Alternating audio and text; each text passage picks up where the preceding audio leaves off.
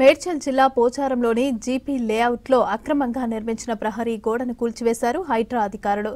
1978లో 27 ఎకరాల్లో 400 ఫ్లాట్లతో GP layout ఏర్పాటు చేశారు.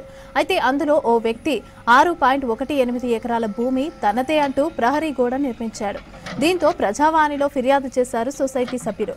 క్షేత్రస్థాయిలో విచారణ చేపట్టిన హైడ్రా కమిషనర్ రంగనాథ్ అక్రమ నిర్మాణంగా గుర్తించి ప్రహరీ గోడను తొలగించారు. 8 ఏళ్లుగా ఉన్న ఈ సమస్యకు హైడ్రా పరిష్కారం చూపిందని సంతోషం వ్యక్తం చేశారు సొసైటీ సభ్యులు.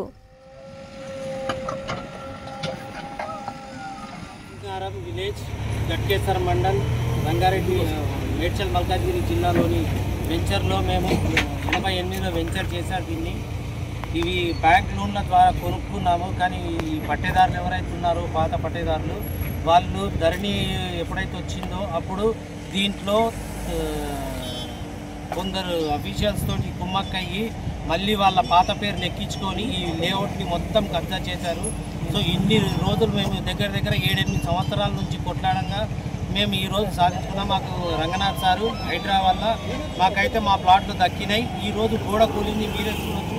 మొత్తం 6 ఎకరాల 14 గుంటలు మధుసూదన్ రెడ్డి అనే పట్టేదారు ఉండాలి. ఆయన కబ్జా చేసి మమ్మల్ని కోర్టులకు అని ఈ కేసు అని ఆ కేసు అని ఇబ్బంది పెట్టారు. కానీ మొత్తానికైతే దేవుడి దయ రంగనాథ్ సార్ దయ వల్ల మా ప్లాట్